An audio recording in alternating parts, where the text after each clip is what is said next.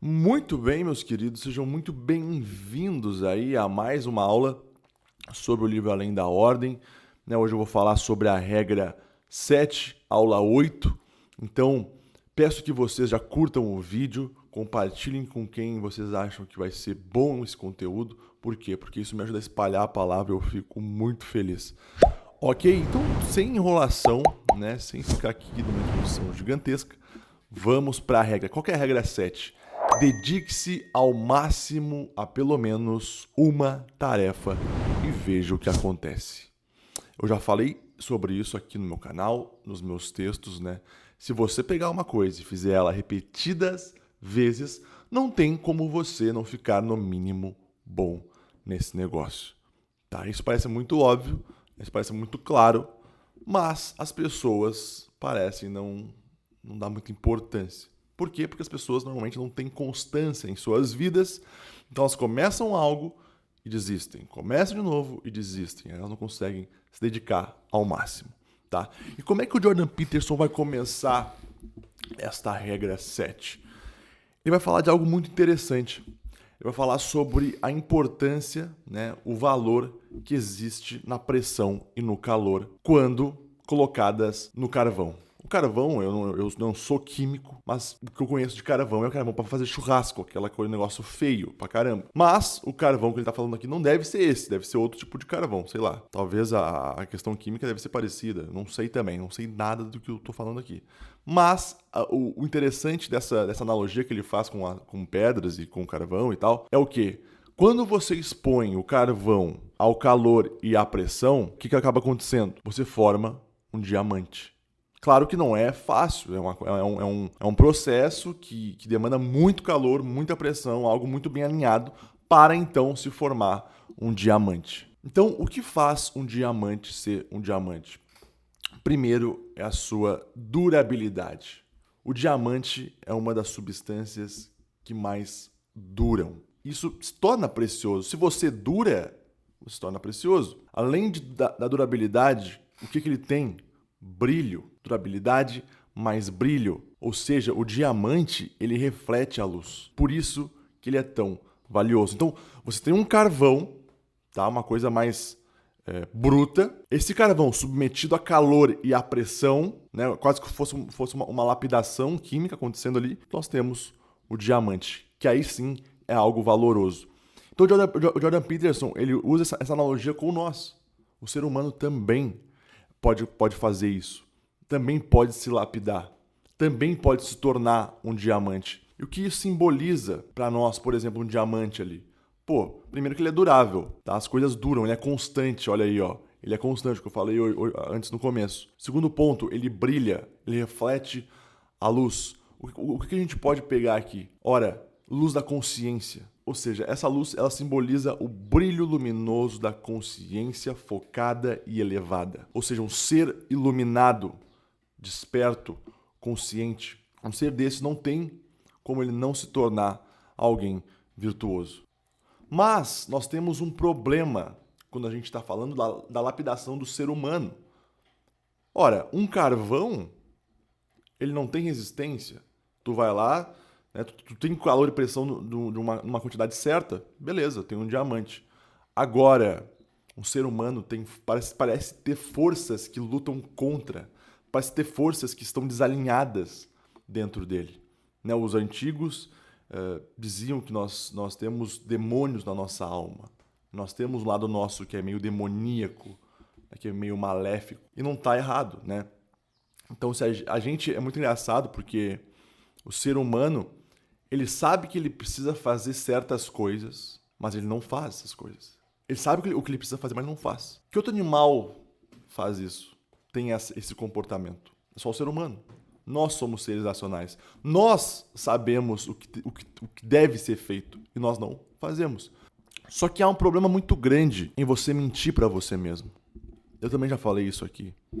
No momento que eu sei que eu preciso ser mais inteligente, que eu preciso aperfeiçoar o meu intelecto, só que em vez de eu estudar, em vez de eu fazer um curso, em vez de eu estar me dedicando a isso, eu tô, sei lá, no sofá dormindo.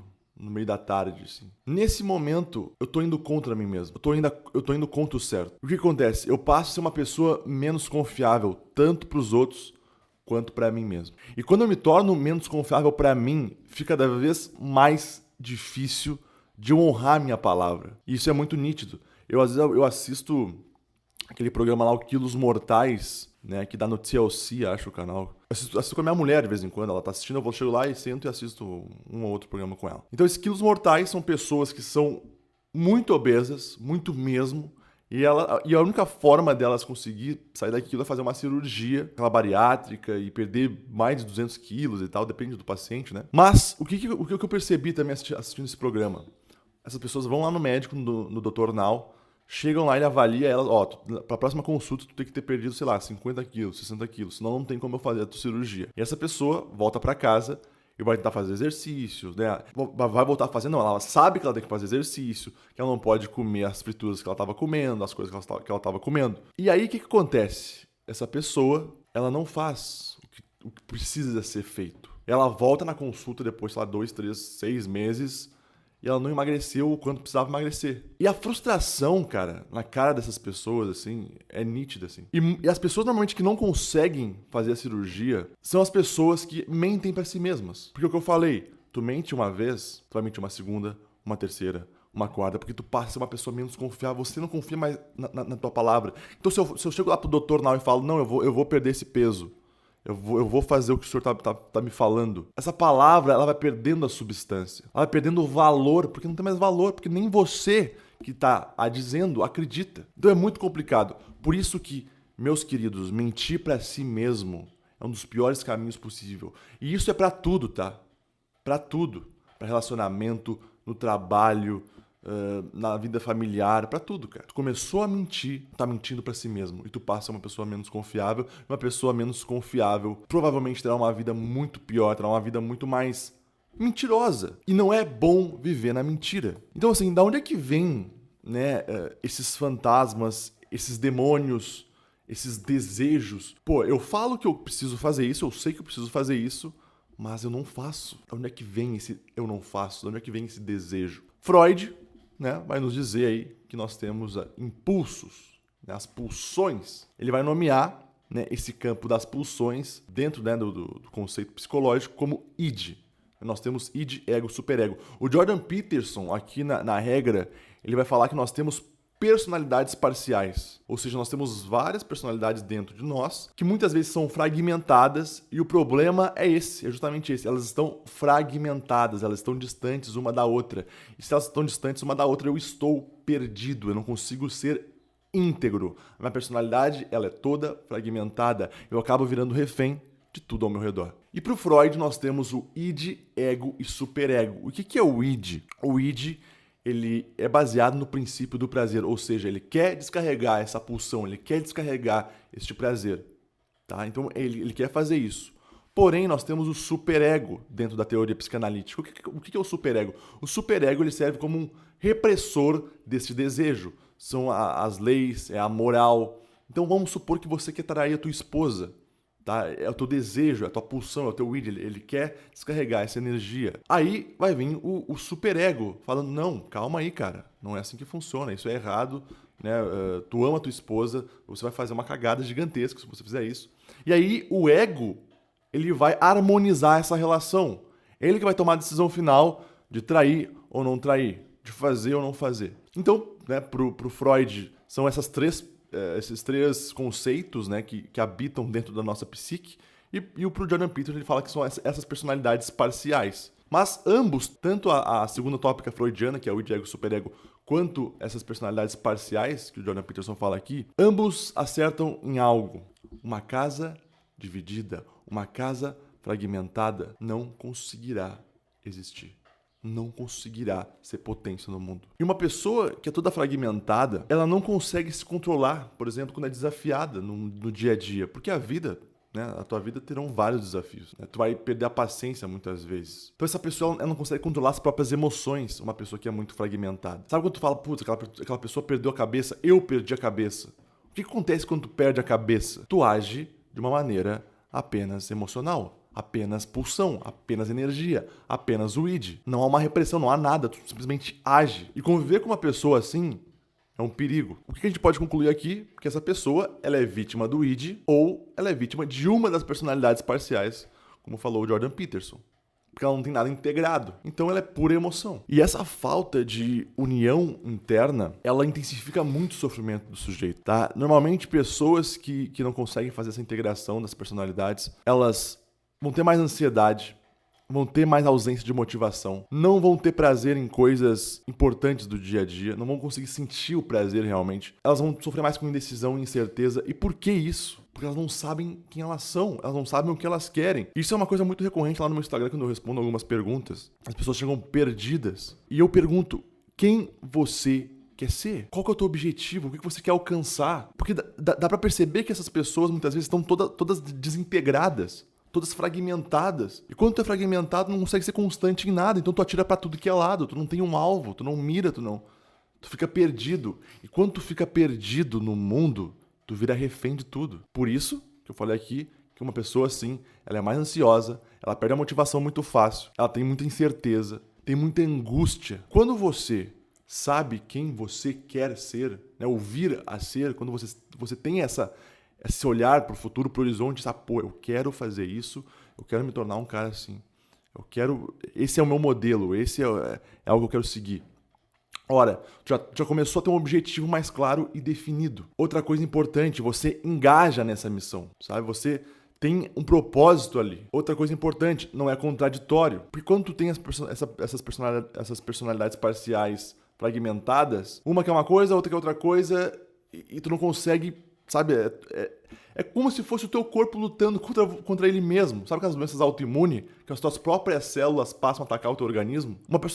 Uma personalidade fragmentada é exatamente isso. A tua própria psique passa a te atacar constantemente. Porque você não é constante, você não tem um objetivo, você não é engajado em nada. Então percebam que essa questão de tu saber quem você quer ser e saber o que você precisa fazer para chegar em quem você quer ser, vai simplificar o teu mundo. Porque é óbvio, eu olho para o mundo é complexo, o mundo é muito complexo. O mundo tem muitas oportunidades, o mundo ele tá cheio de estímulo a todo tempo. Quando eu simplifico, quando eu miro num alvo, quando eu me disciplino para algo, eu simplifico o meu mundo. E isso é maravilhoso. Caso contrário, eu viro refém de todos os estímulos que estão à minha disposição. E atualmente, olha o nosso mundo hoje, com tanta tecnologia, eu sou refém de tudo. Eu deixo o meu id tomar conta sempre. E aí eu não consigo ser constante em nada. E eu provavelmente construo uma personalidade fragmentada. Construo não. Eu desconstruo, eu destruo meu próprio ser fazendo isso. Então aqui eu vou ler pra vocês uma parte que o Jordan Peterson explica bem todo esse sistema que acontece dentro de nós, tá? As consequências sociais são tão graves quanto as biológicas. Uma pessoa que não está bem estruturada reage de forma exagerada ao menor sinal de frustração ou fracasso. Não é capaz de se engajar em negociações produtivas, nem consigo mesma, porque não consegue tolerar a incerteza de discutir potenciais futuros alternativos. Não consegue se satisfazer, porque não é capaz de obter o que deseja, visto que isso implica ter de escolher uma coisa em vez de outra. E também pode ser imobilizada pelo mais fraco dos argumentos. Então é o que eu falei até agora.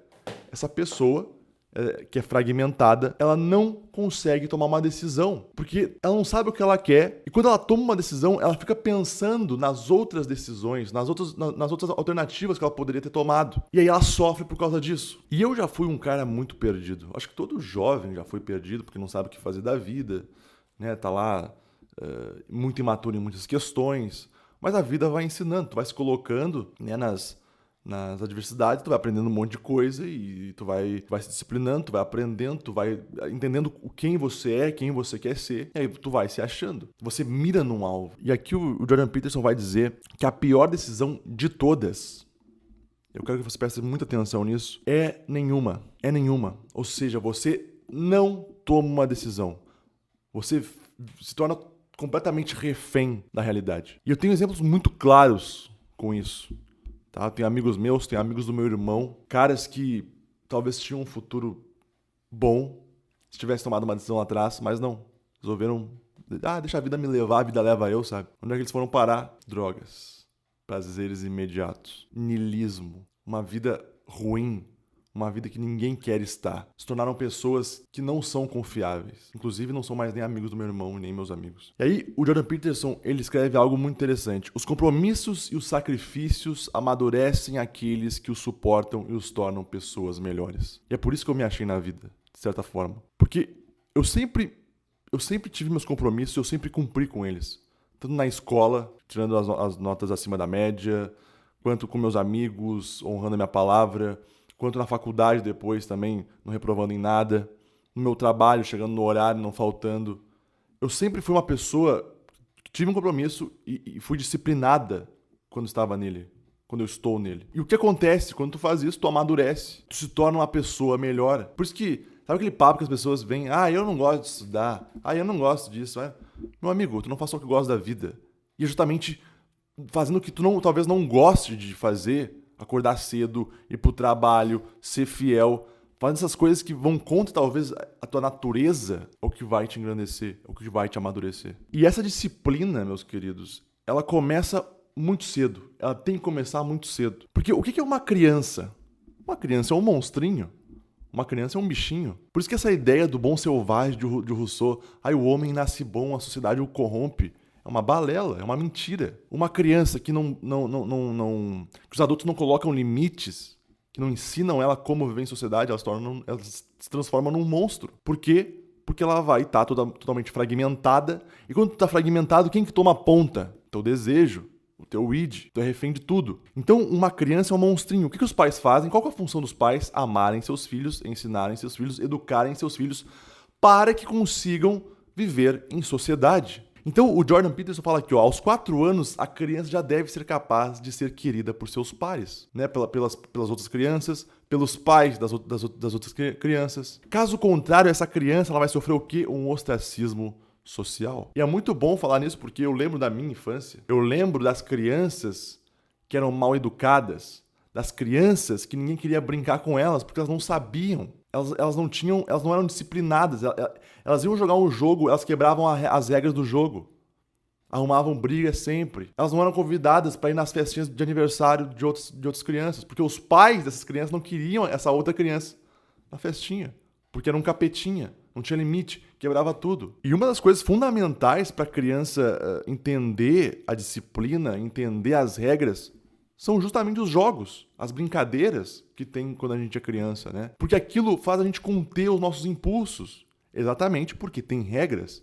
E se tem regras, eu preciso seguir. Eu estou num jogo. Se eu não seguir as regras, quais que são as consequências? Eu não brinco mais. Eu sou expulso da brincadeira. Ninguém vai querer brincar comigo. Então, a criança começa a articular melhor os seus sentimentos. Quando ela começa a se envolver nesse meio social, no meio dos pares, né? Tanto é que uma criança, ela começa a se desenvolver mesmo quando ela vai para a escola, quando ela começa a brincar com outras crianças. Ali começa a haver um progresso na personalidade dela. Porque realmente ela passa a ter que conter algumas coisas, né? Ela passa a conter e contendo algumas coisas, ela começa a entender os seus sentimentos. Tudo bem, talvez não de uma maneira consciente e racional, mas ela entende no fundo. Ela sabe o que está acontecendo. E com isso, meus queridos, eu não quero dizer que a criança ela vai tirar dela a agressividade que normalmente a criança tem, né? Ela é agressiva pra caramba. Não é isso. A questão aqui é a criança ela se torna boa em ser agressiva. O que significa isso?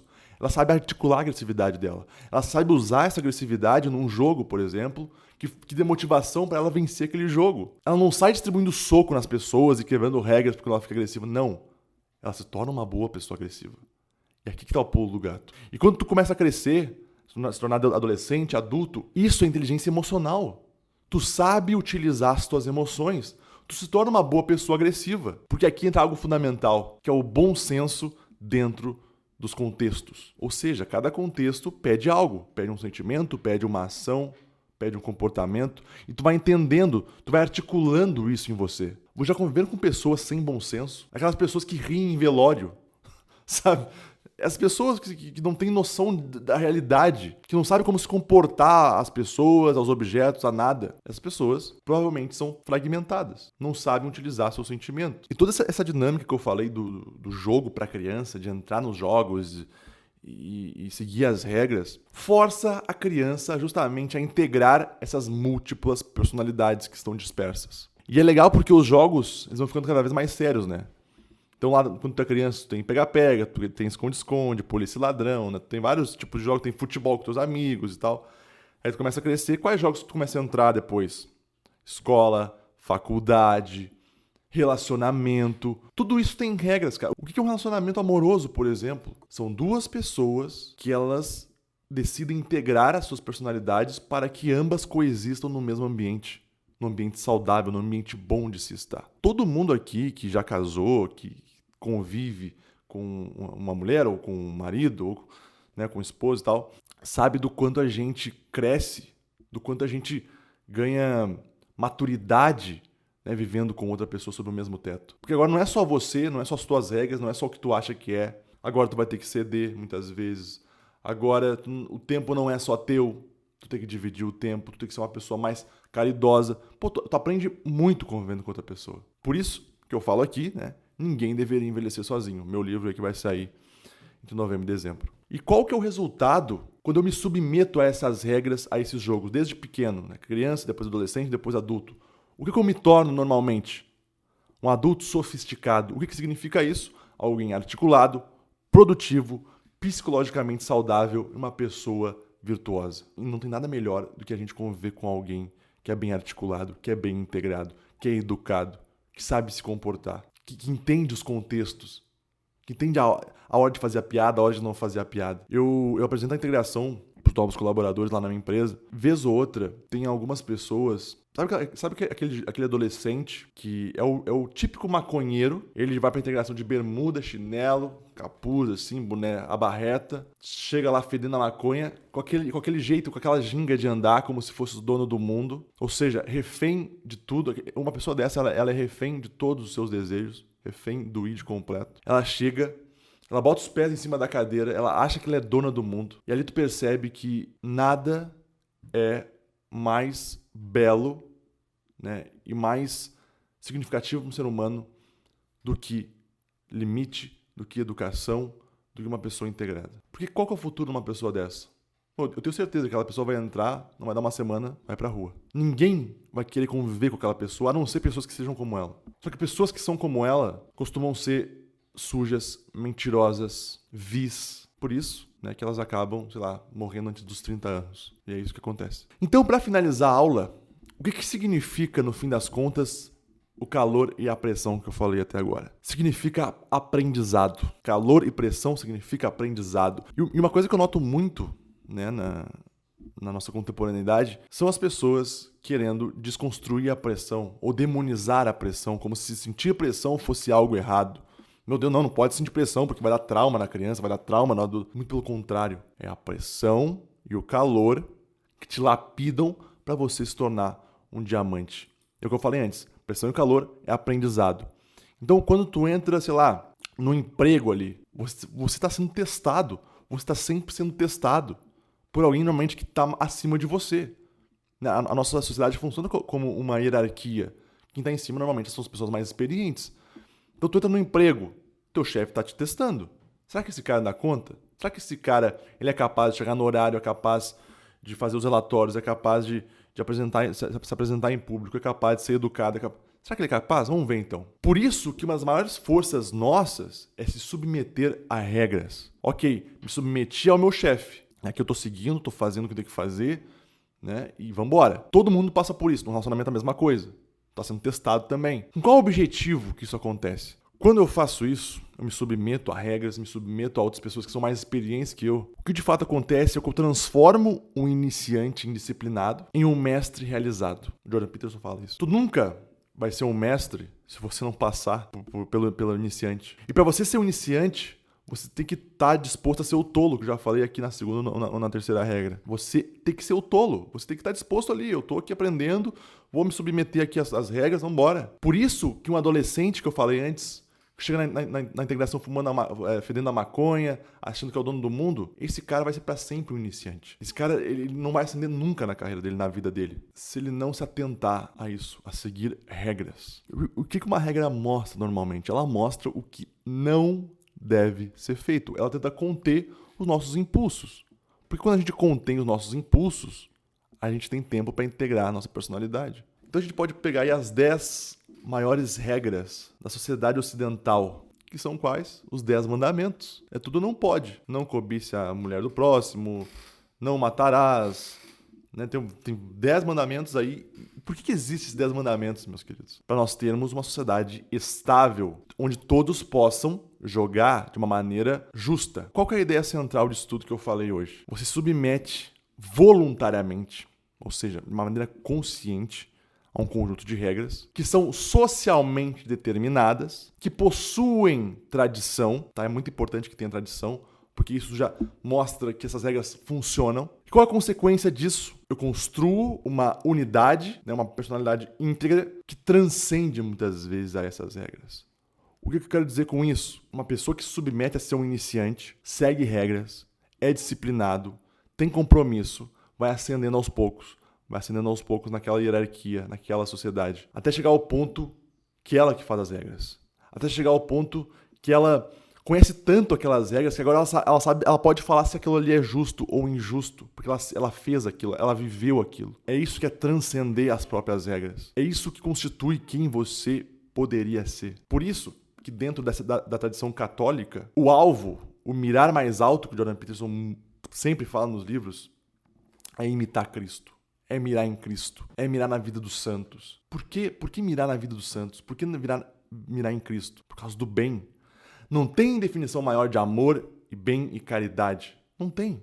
Então, para finalizar essa aula, eu vou ler uma das últimas partes aqui dessa regra. A personalidade integrada pela adesão disciplinada a um conjunto de regras apropriadas simultaneamente, embora de modo não intencional, imita e é orientada pelo ideal mais elevado possível.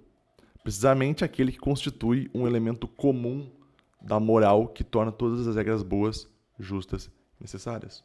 Jesus Cristo. Esse ideal, de acordo com a resposta de Cristo, é algo singular, o único Senhor, ou seja, o Deus monoteísta, encarnado por inteiro e então manifestado como um amor idêntico por si mesmo e por toda a humanidade. Você encarna esse ideal, esse Deus único em você. E se cada um fizer isso, né, a gente vai ter esse amor idêntico. O que significa tudo que eu falei hoje aqui para vocês? Nós só estamos hoje aqui com a civilização funcionando, e ela funciona. Tudo bem, tem problemas, tem vários problemas, mas ela funciona porque as pessoas se submetem a uma tradição, a regras que são boas, que são testadas há anos, que estão direcionadas a um bem. Por isso que funciona. Uma sociedade desintegrada, assim como uma personalidade desintegrada, ou seja, que não se submete a nada, ela é caos, é só caos. Quando eu integro a minha personalidade, eu coloco ordem no caos. E uma das melhores maneiras de você integrar a sua personalidade é justamente o que essa regra fala. Dedique-se ao máximo a pelo menos uma tarefa e veja o que acontece. Nada supera uma pessoa disciplinada, uma pessoa compromissada. Nada. Então, seja esta pessoa. Beleza? Então é isso. Fiquem bem, fiquem com Deus. Até a próxima aula e sobrevivam.